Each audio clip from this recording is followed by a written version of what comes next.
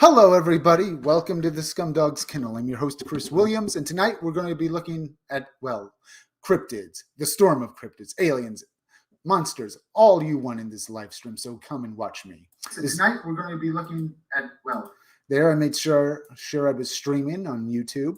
Now, before we look at cryptids, though, we're going to be looking at artwork from your upcoming graphic novel, Scumdogs.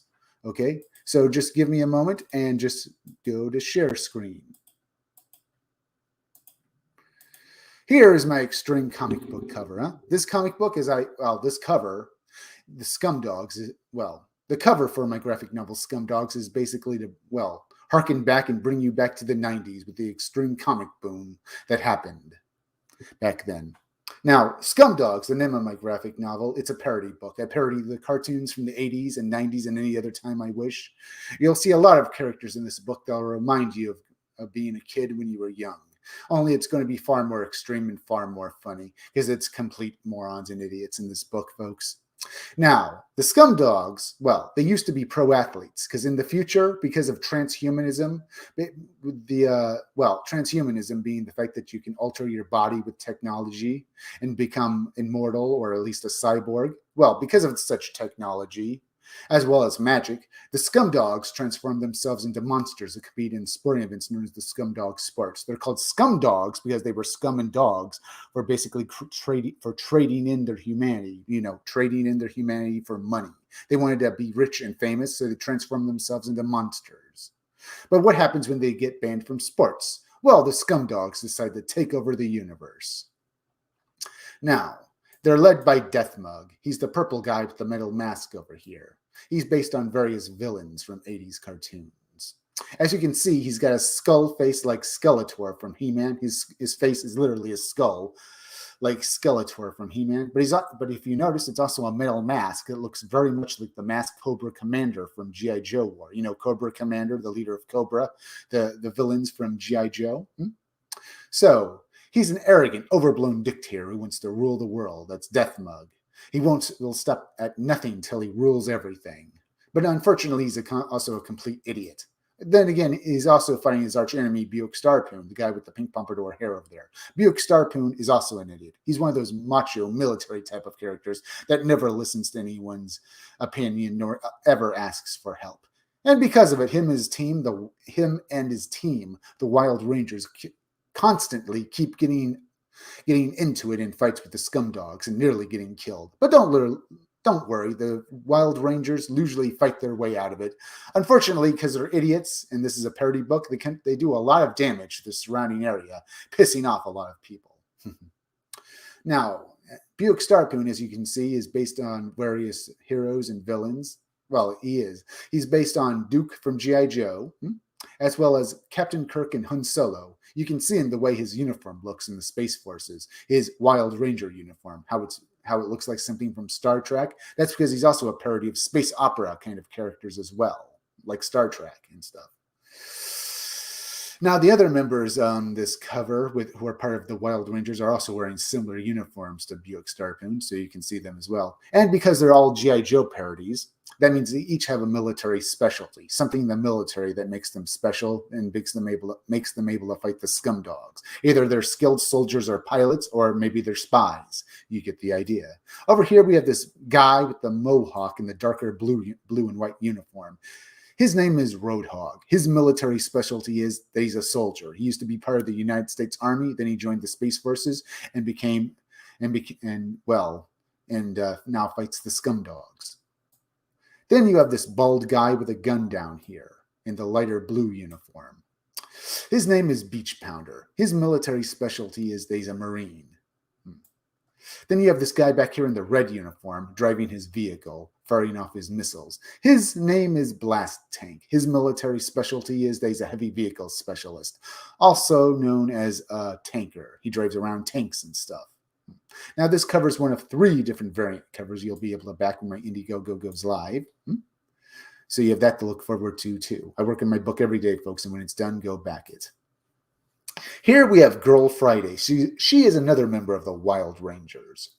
She is basically a parody on the Girl Friday archetype kind of character. You see, a Girl Friday type character is basically a female soldier that follows around her superior officer and basically is in love with him. If he knows or not, it's up to debate, but that's what pretty much a Girl Friday type character is. The joke here is that Girl Friday is second in command on the Wild Rangers, and she hates Buick Starpoon's guts. She was only assigned to the Wild Rangers because, as I said, they might fight the scum dogs and save the universe every day, but they're also complete morons that do a lot of collateral damage. So she was assigned as his second in command, and she hates his guts. Here we have Death Mug's henchman, because in all 80s cartoons, the main villain of every cartoon would always have henchmen, his soldiers, in his efforts to take over the world, and usually they'd be complete and utter morons. These are my morons. The big fat pink guy down here with shape-shifting powers is Sloppy, and the blue guy with the top hat up here is Murdermouth. These guys are basically a parody of Bebop and Rocksteady from Teenage Mutant Ninja Turtles, which means you're going to be great when you read about them. Here we have Hair Middle Doctor, who's basically another member of the wild of the scum dogs. As you see, he's a regular human. That's because he's a parody of a character from G.I. Joe known as Dr. Mindbender, a mad scientist. But my mad scientist here has been crossed over with a hair mill musician. He was hired by Death Mug to be his mad scientist and think of all the machines they could use to try and take over the world. He does it while being Hair Middle Doctor. And here we have Miss Breasty Melons, who's basically a parody of a character from G.I. Joe known as the Baroness, one of those sexy, spy, femme fatale characters who always wear a cat suit. The joke here is she's basically a dumb blonde from California who joined the Scum Dogs because she was bored and rich and decided just to become a villain for fun. So you get the idea of my characters now in my book Scum Dogs, so let's move on now. All right. Looked at this for a while. Now, let's go over to Indiegogo real quick and look at some Indiegogos, probably look at cryptids. Here's the Dragon Guard, which has made $55,170. It looks pretty good. You can back this book for 2 different variant covers, each for $25, and that's pretty good as well. Let's see what this story is here. Story. What is Dragon Guard? On the faraway planet Mysteria, an ancient evil arises that threatens the cosmos. A long-forgotten order of mystic warriors called the Dragon Guard return to find and protect and train the heralded sword-bearer, the teenage son of a humble blacksmith. Dragon Guard is a 60-page full-color epic fantasy comic that's a love letter to the fantasy cartoons of the glorious 80s. If you love Thundercats, He-Man, Visionaries, Conan, Sectars, or Gargoyles, or if you miss the bombastic excitement of 90s comics like Pit, Wildcats, or Battle Chasers, then this comic is for you. And the artwork in this book looks good. You can still back this book for $25, so go back it, folks. Let's go look at this trailer real quick.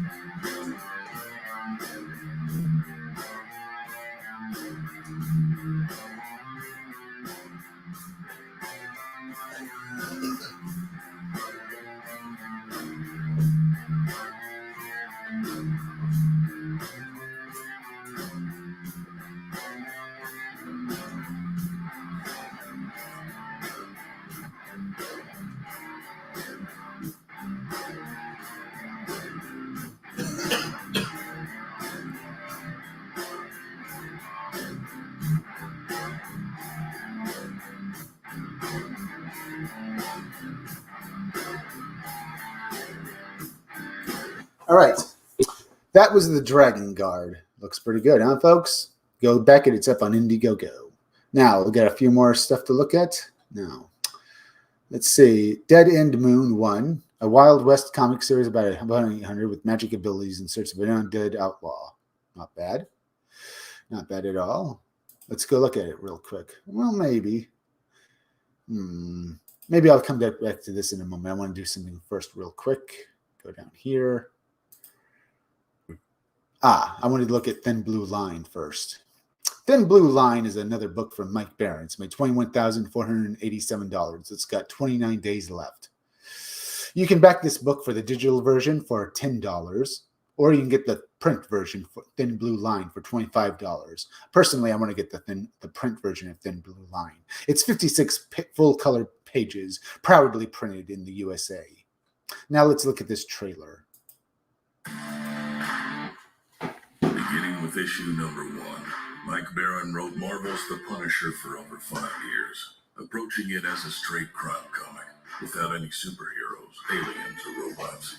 Over the course of 60 issues, Barron elevated the gritty anti-hero into one of the most popular and enduring characters in the Marvel Comics universe. Now he brings that same ultra-realistic intensity to his latest graphic novel, Thin Blue Line. In the middle of a long, hot summer, a police shooting ignites a city. Activists, opportunists, and provocateurs descend to riot, loot, burn, and kill. Thin Blue Line follows Officer Valeria Baca and her partner as their detail guarding the mayor turns into a battle for survival. Ride along on this harrowing tale of two brave law enforcement officers fighting for their community and their own survival in a world gone mad. Eisner winner Mike Barron has created an alarming tale that unflinchingly examines human fallibility on every level. Along with penciler Joe Arnold, himself a full-time police officer, and talented anchor Jeff Slemons, they've created a moving and entertaining story ripped straight from today's headlines. Thin Blue Line exposes the defund the police movement and its consequences for society, but several comic book companies have refused to publish it. Now we're asking you to join the effort to distribute it independently and help support the men and women of law enforcement. Get your copy of the only graphic novel to offer an unflinching and not always flattering look at the men and women of law enforcement during a time when we need them the most. Not all heroes wear capes. And that was Thin Blue Line, folks. Go back it. It's up on Indiegogo. It looks pretty good. Now, folks, I think I'm just going to, let's see, maybe go over here now. As I said, you can back Thin Blue Line for, $25. It looks very good. And look at that artwork. Look at that cover. Or rather, there's the cover, and look at this artwork here. It looks great. The interior art is also good looking. Don't you think, folks? All right. What else can I say? You also have other things like Officer Assist for $120. Officer Assist joined our SWAT team and stood up with the following 2 copies of the book, one of sharing and one for the digital version. Copies, one for sharing, the digital version autograph of the creative team, your name printed in the book, persons of interest page, a limited edition sticker set, a Career Challenge coin, certificate for your contribution, and unlocked swag. Physical copy of the book, digital PDF copy, duplicate main cover book. You get another copy of the book. Donation certificate, ride along coin, police assistance donation. Yeah, it looks good, doesn't it, folks? It looks very good, I have to say. Go back Thin Blue Line. It looks great. All right, let's move on to here. I think now I'm just going to go over and look at some cryptids. Tonight we're having another cryptid corner, if you didn't know, and we're just going to have fun looking at it. Possible Bigfoot graves found and photographed. Looks pretty good. We also have other articles like this. We also have over here a bunch of other stories. Rabbit killer, dark crawler humanoid. We can look at this right here. We have, or we can look at other stuff. We have so many stories to go through. So I think I'll just start out and look at possible Bigfoot grave founds and photographs. Maybe I'll start off with the rabbit killer, dark crawler here. An unknown being has been killing rabbits and leaving carcasses on the porch. A camera caught a dark-clad entity crawling on the porch. Was this crawler a humanoid? Maybe, but who knows? I grew up in a very remote home located deep in the woods. I was homeschooled because there was no people for miles, much less a school. But it was great. My dad always took me out hunting and exploring in the woods, and my mother had a garden where she grew lots of vegetables and fruits in. Well, the foods would attract animals. Good thing this guy was, well, sounds good, huh? Now, this sounds like it could be some guy screwing with them. He said it's dark clad, so he was wearing clothes, and then he basically was crawling up and leaving dead rabbits on your porch. Could sounds like someone's trying to screw with you. Usually these things don't wear clothes, but then again, who knows? Well, let's get back to this article. Well, the foods would attract animals, specifically rabbits. The thing was, every time a rabbit even appeared on our yard, the next day it would be dead. They always had their necks snapped and legs broken, were always placed upon the small fence around the garden. I grew up with this. One day when I was 11 or 12, I asked my parents about it. They told me that the week they moved into the house, they had one of those rabbits on the porch, and it just kept going. My mom thought it was some animal, but what animal breaks the bones and then just leaves it out? My dad figured they had a neighbor they didn't know about, but there were no houses nearby, so were they living in the woods somewhere? He left a note on the porch asking for them to leave the rabbits on the porch. To not leave the rabbits on the porch. Bianca Zombie, aloha, dude. Yes, Bianca Zombie. Aloha, Bianca. Hello, Bianca Zombie. Sit back and enjoy this cryptid corner as we delve into the weird and unknown and read these stories and have some fun. Let's see. My mom thought it was some animal like that. Yeah, there's that. Oh, by the way, folks, please go and subscribe to my YouTube channel. Read Comics, They're Bad for You. Remember, the there in the title is misspelled. It's THERE. So when you basically look for my YouTube channel, it'll take you directly to it. As well as if you want to see this live stream again, go to past live streams because YouTube tends to bury my videos for a whole day. So you can't just go to my YouTube channel and watch it. You have to go to past live streams, or you can use the link on the pinned tweet on my Twitter page, which is at 77 megachris1. That's at 777 megachris1. As well as hit that bell for notifications and make sure to hit the part of the bell that will give you all future notifications. And please share this video out on Twitter and Facebook. Let's get back to this article. They left a note saying, please do not leave the rabbits on the porch. So the next time is when they appeared along the garden. So the creature, or rather it sounds like a person rather than a crawler. Jeez. Maybe I should reread that again. One day when I was 11 or 12, I asked my parents about it. They told me that the week they moved into the house, they had one of those rabbits on the porch and it just kept going. My mom thought it was some animal, but what animal breaks the bones and then just leaves it out? My dad figured they had a neighbor they didn't know about, but there were no houses nearby. So were they living in the woods somewhere? He left a note on the porch asking for them to not leave the rabbits on the porch. So the next time is when they appeared along the garden. Over time, we just got used to it and would sometimes leave snacks on the porch that they would take. But one day, my dad borrowed a camera and set it up to try and see who was killing the rabbits. He left some snacks on the porch and pointed the camera towards it and went to sleep. When he woke up, he found the snacks gone and quickly checked the camera. Oh my God, what he caught scares me to this day. You could see a figure dressed in black run across the yard, crouch on the porch, shove the snacks into their mouth, and then run off, all in under 3 minutes. The next day, my dad found the camera on the porch broken with my dead rabbit. Apparently, they didn't like being filmed. This was 11 years ago, and to this day, my parents still get rabbits, and the snacks are still taken by the figure. A few things. The rabbits are always taken by the next day. We don't know what they do with them. We have told the closest law enforcement, but they found nothing. They searched. It's about one rabbit every month. Okay. That's interesting. What do you think about that, folks? Very creepy and very spooky. We also have other articles as well to look at.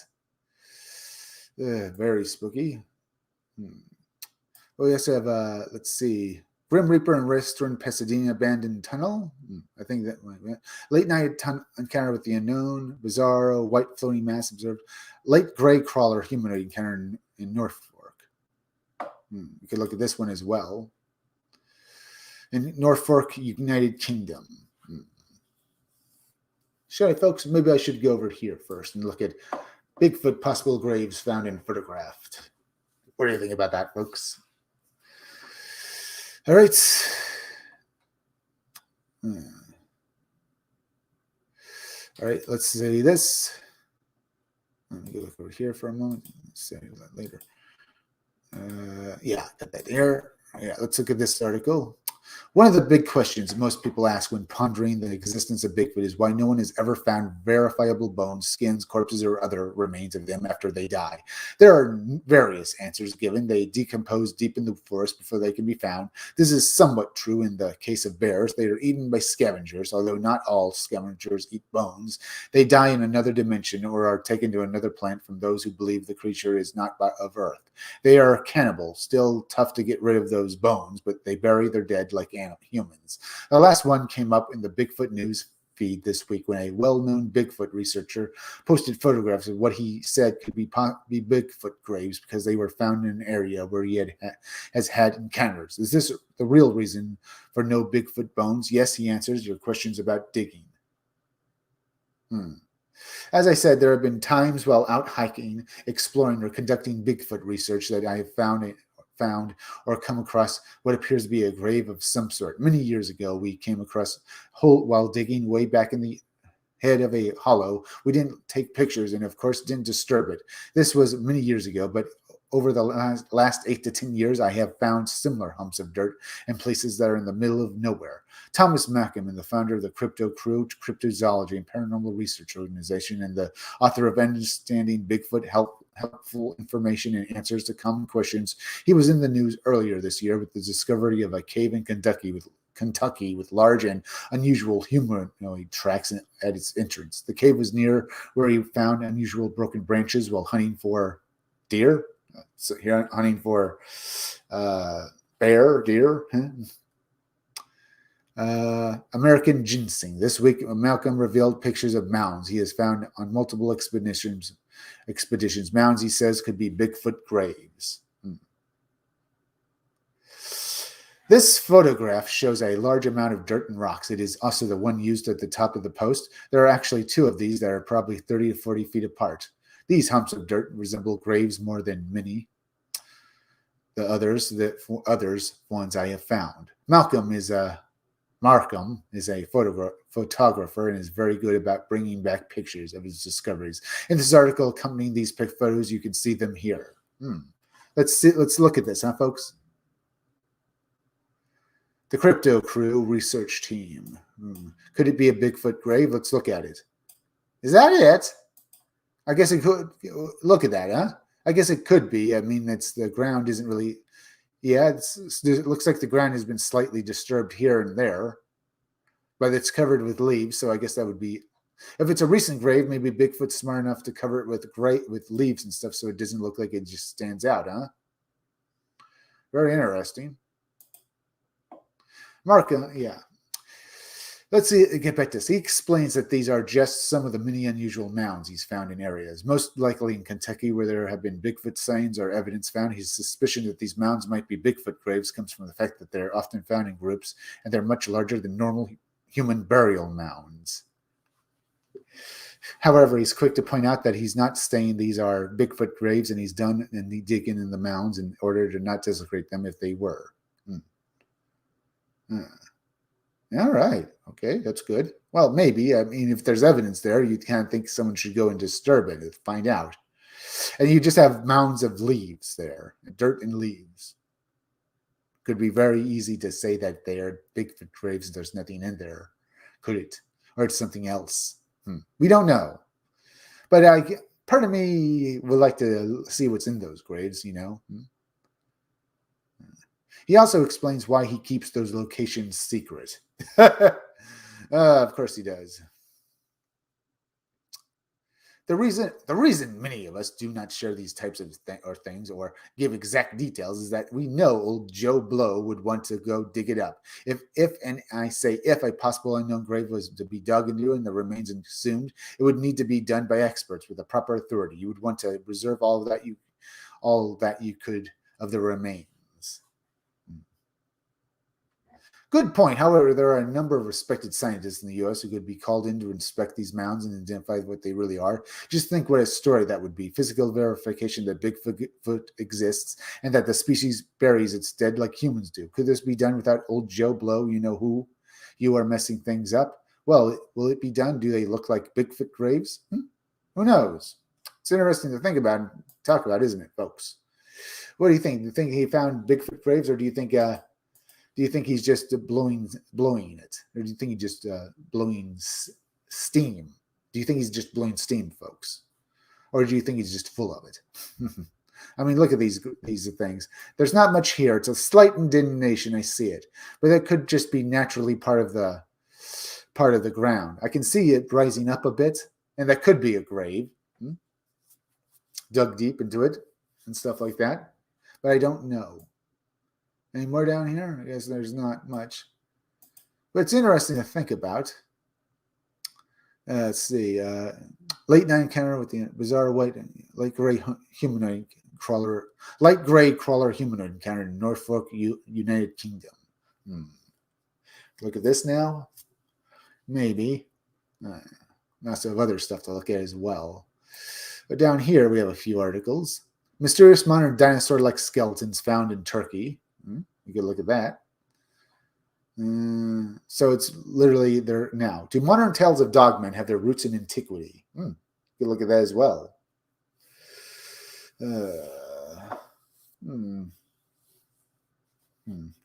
Let's look at this. For many decades, centuries in fact, stories of large human-like monsters have been told in North America, other parts of the world. The most well-known among these arguably is the American Sasquatch, although similar creatures in various other regions are known by different names.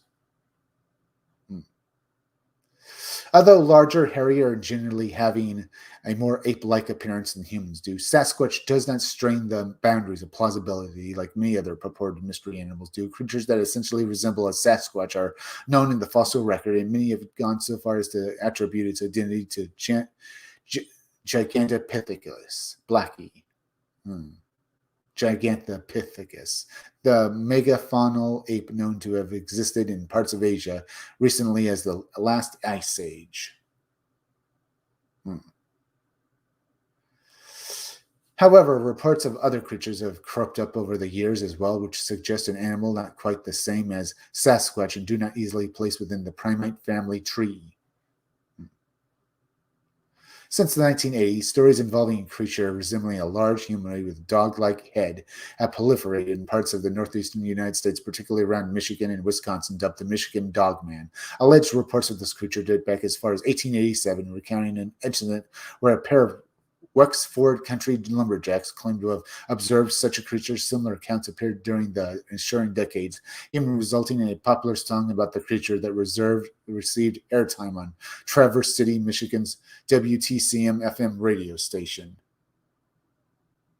Opinions remain divided about what precisely such stories entail. For those who may already be skeptical about the prospect of large undiscovered bipedal ape species that has managed to remain officially undiscovered in America, the notion that a similar animal with canine attributes goes beyond stirring credulity. Meanwhile, even some proponents of the existence of Sasquatch are but those inclined to keep the discussion within what could at least be accepted in the paleoanthropological record might argue that signs of a dogman are really just misidentifications or perhaps even exaggerated stories involving Sasquatch encounters. Another interpretation of the dogman motif, however, involves the prevalence of such creatures in myths and traditions from around the world.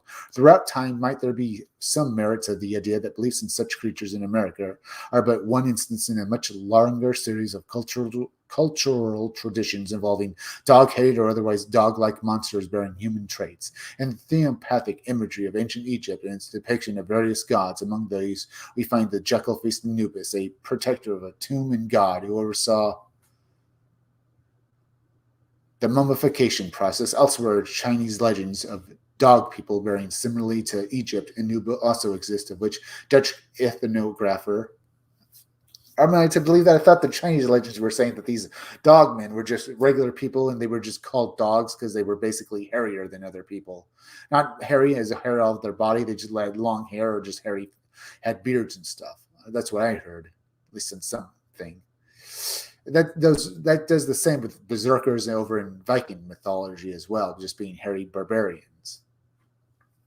But then again, that's what I've heard about as well. Let's read back to this article. An ethnographer, Johannes de Groot, would be first to define as Scythenthorps in 1901. He is discussed in his religious system of China. His religious system of China. Some representations of Christian religious figures also bore dog-like characters. German Bishop Walter von Speyer, who wrote of St. Christopher during the 11th century in his The Life and Passion of St. Christopher the Martyr, which attributed the saint's fearsome appearance to his dog-like face. Similarly, traditions in the Eastern Orthodox Church also depicted Christopher with the head of a canine. Yeah, look at that. Medieval depiction of St. Christopher and his dog-headed from public domain. Yeah, dog-headed form. Yeah. Public domain.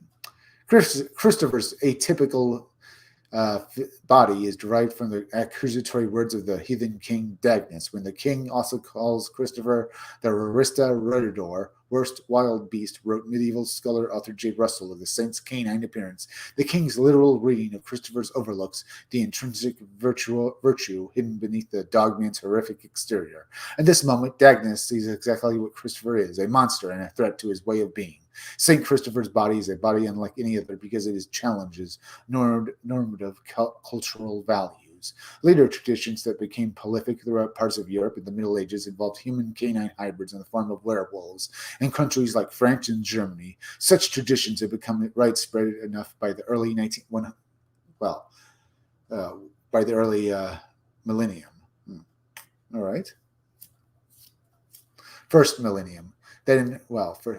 Early millennium. That in an early scientific epitaph, Malcolaria canine was given for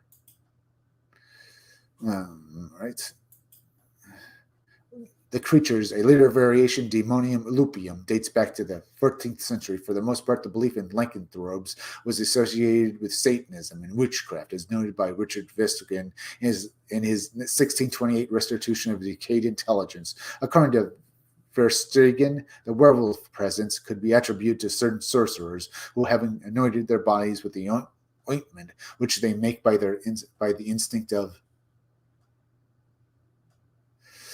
the devil, in putting on a certain enchanted girdle, does not only onto the view of others seem as wolves, but do their own thinking, have both the shape and nature of wolves, so long as they wear the said girdle, and they do depose themselves as very wolves in worrying and killing most of the human creatures. Okay, human, right? Yeah. This notion that the werewolf's appearance stems from his disassociation from God is a motive that has occurred for earlier than the prominent belief in werebeasts of the Middle Ages. In his Metamorphosis, the post-Ovid recounted numerous instances of transmogrification, among them that of the wicked King Lycaon, from whose name the word for the werewolf's affiliation, lycanthropy, is derived. According to Ovid's account, Lycaon had set out to test the power of the supreme god.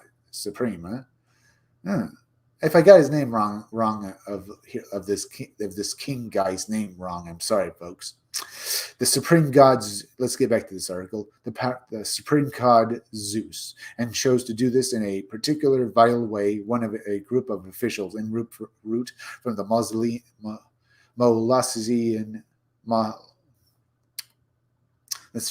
Molossian state was apparently, as I said, I regret if I mispronounced that, was apparently accosted and murdered by Lycaon, who boiled the dead man's flesh, laying the mangled morsels in a dish, which he then served to Zeus. Some legends state the remains belong to a child or even one of Lycaon's own children. Zeus, realizing the dinner before him is comprised of human remains, overturns the table in a rage and burns Lycaon's palace to the ground in avenging flames. The fiend, thus discovered, attempts to escape, but finds that his physical body has begun to change as he flees. The angry god king, who transforms into a wolf. Lycan being transformed into a wolf is envisioned by Heinrich Kohl. By Heinrich, huh? I'm going to skip trying to say this guy's whole name. The story of Lycaon also serves as an inspiration for annual festivals held by night in early May of each year, appropriately called the Lycaea, which were performed on the slopes of Mount Lycaon near Arcadia in ancient Greece. According to the classical scholar author Bertrand Cook, yeah, I got that name right at least. Arthur Bertrand Cook, the fact that the wolf, the Greek word for this being Lykios, was featured this being Lykios was featured so prominently in the local myths of the area, indicate that perhaps Zeus himself, also given the nickname Lykios in the relevant legends, was in some sense a wolf god. During the 2nd century, the traveler and geographer Pausanias,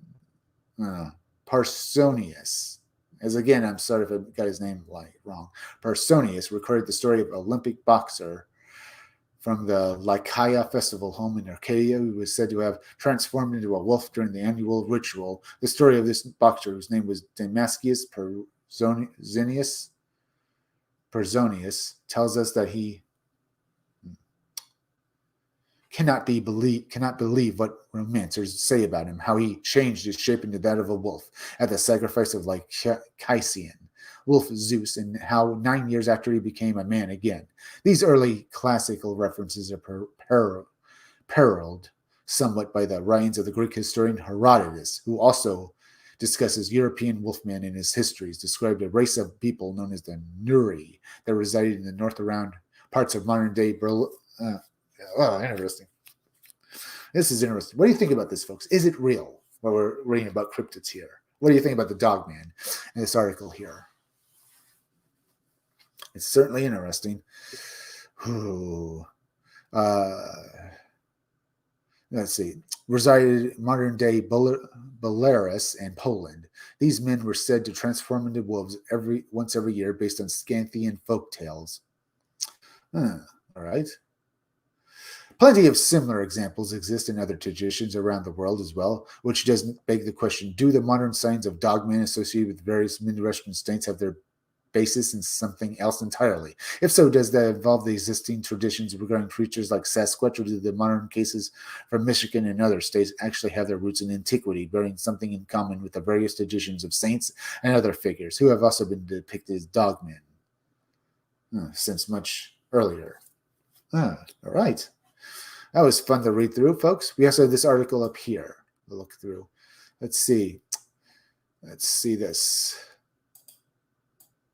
Bizarre humanoid deer and not deer encounters. Let's look at this stories, huh? All right.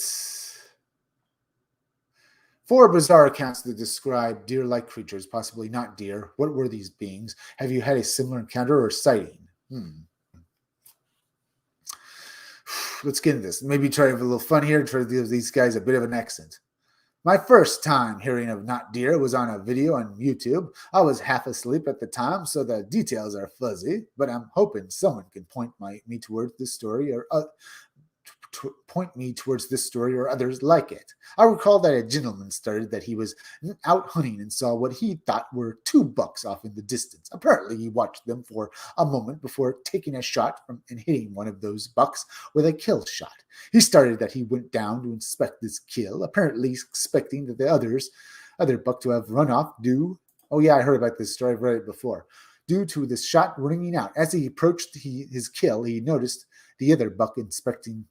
Yeah, I've read this story before, but here it is again.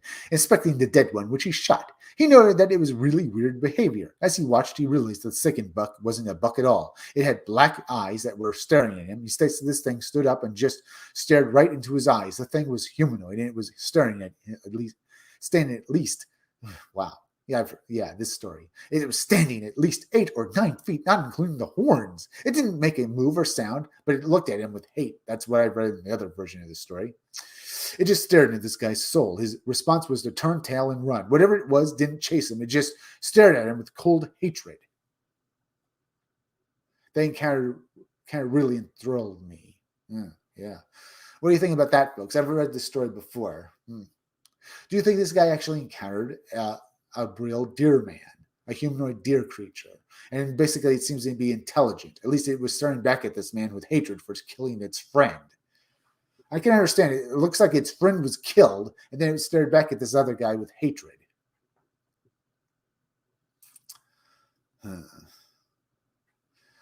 My backyard is a small patch of woodland in western New York, probably less than an acre. I'm up there. But then again, it could be also be a demon that was staring back at this guy.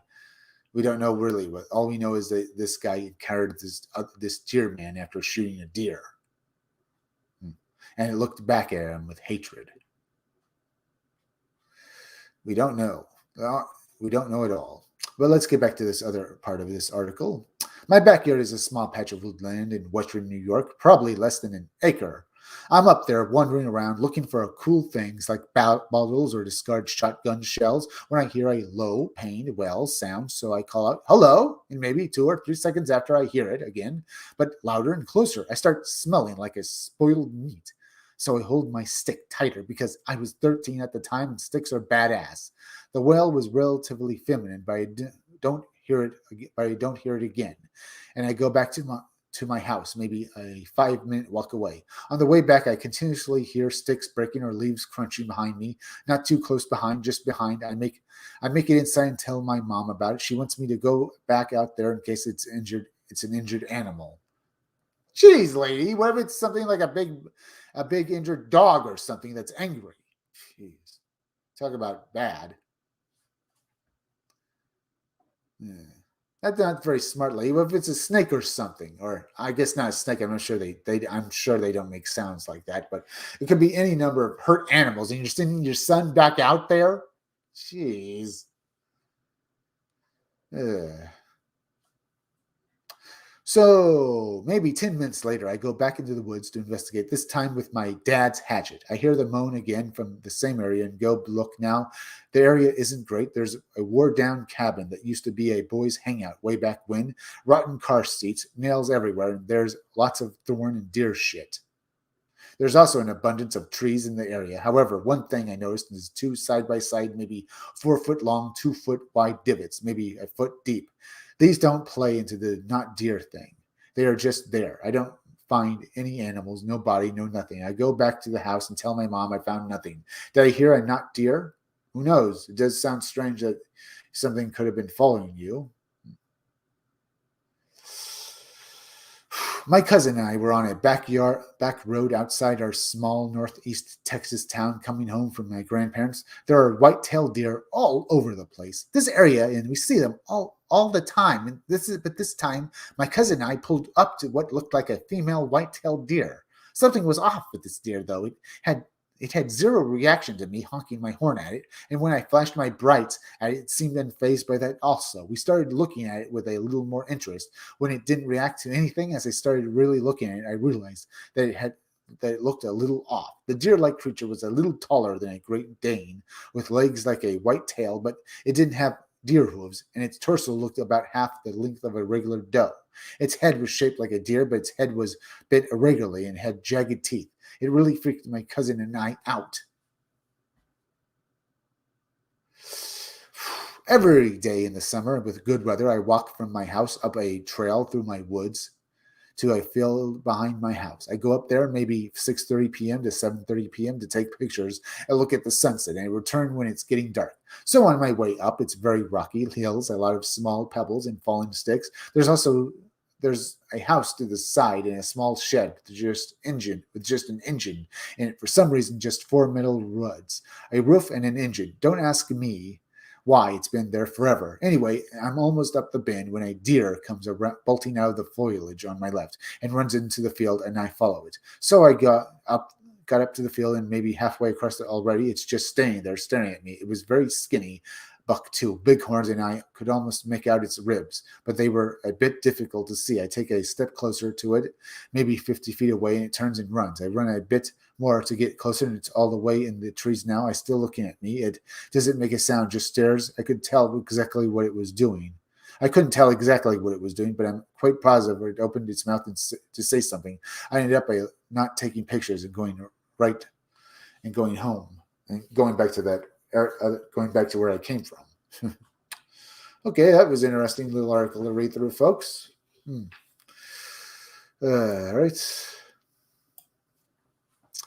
Having another cryptid corner and having some fun, folks. So I figured I'd do that. Now, what else to look at?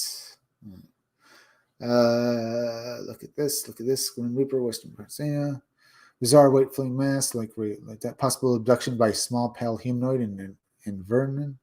Guardian angel appears along rocky Oregon coast. Time slip experience. Again, the God's celestial ambassador.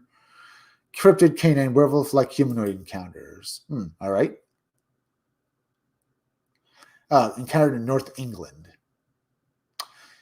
A witness in North England observes a werewolf-like or cryptid canine regarding their home. Have you had a similar encounter? Feel free to contact me. Feel free to leave me a few more chats, folks, because I want to talk about this. What do you think about these cryptid stories? I live alone in North England and have done for about a year now. After breaking up with my ex, it's been mostly great. I have my own space in my own house where I'm free to do whatever I want, whenever I want. That said, I spend most of my time in the evenings upstairs playing video games and watching YouTube videos.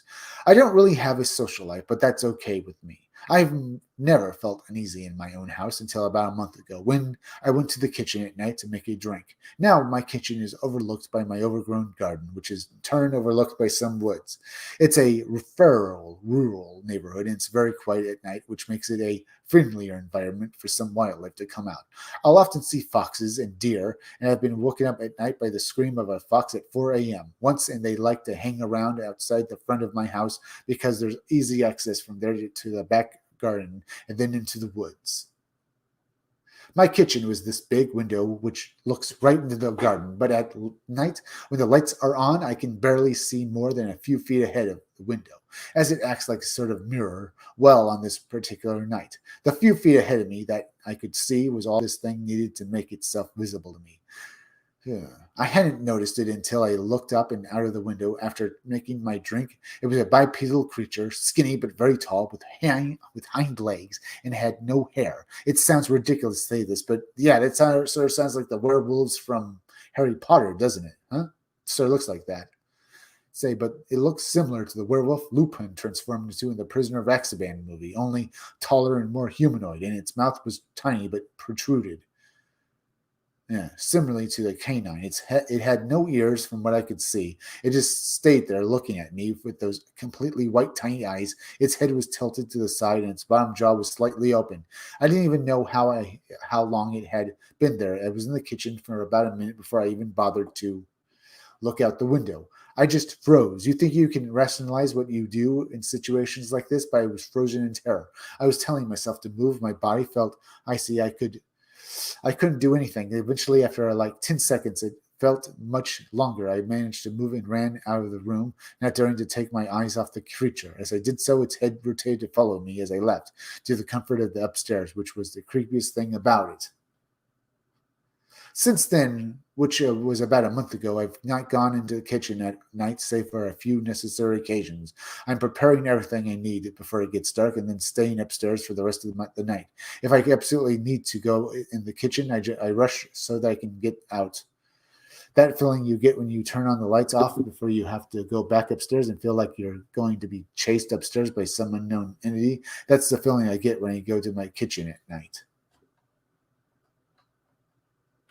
All right, that's a spooky story. Let's look at a few more. Maybe go over here. Right, okay, like that terrifying black humanoid near the house. Like a humanoid encountered.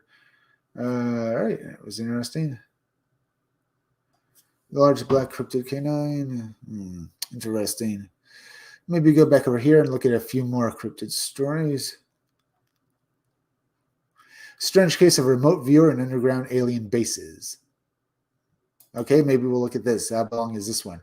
Alien bases. Well, those are cryptids too.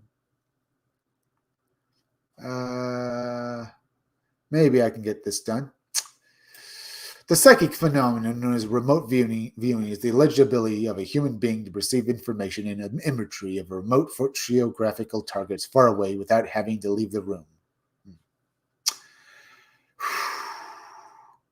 Through their psychic powers, they can see faraway targets using their mental powers that gather information normally blocked by ordinary perception, by distance, shielding, or even time, with some remote viewers claiming to be able to see what a location looked like in the past.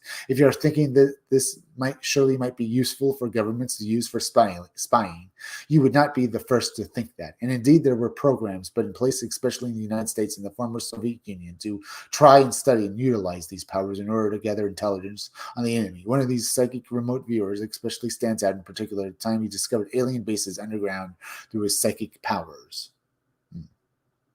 All right. Although the scientific tests of psychic abilities under controlled conditions have already been carried out, notably the investigation of telepathy and ESP carried out in the U.S. by J.B. Rain and his associates during the 1930s and 1940s at Duke's University, this was never seriously pursued by the military until the Cold War came out and the arms race began. In the 1970s, it came to the attention of the U.S. government that the Soviets were already actively engaged in several KGB-funded programs spread across dozens of institutes that were investigating the use of psychic abilities, including remote viewing for strategic intelligence gathering purposes. Remote viewing began to be considered as a potential security threat. Yeah. All right. Oh, that's interesting. We heard about this. This is interesting. The U.S. government, including the military and the CIA, began its own programs to develop this potential ability for psychic espionage. One of these was the highly classified CIA-funded remote viewing project called Project Scan Night, among others, but perhaps the best known of these was called the Stargate Project, launched in 1978 at Fort Meade, Maryland, under the direction of Lieutenant F. Holmes, Skip Atwater, and under the authority of the Defense Intelligence Agency. The Stargate project was described as having the goal of interesting. Yeah, right. What do you think about this, folks? Yeah, all right. As in, what do you think about this, folks? Come on, leave me a few chats. What is your ideas on this stuff? I want to hear your ideas. Leave me a few more chats. Let's get back to this article. Determining the operational capabilities and limitations of remote viewing, identifying and developing the individual RV skills, and test for and evaluate the accuracy of remote viewing on unique targets.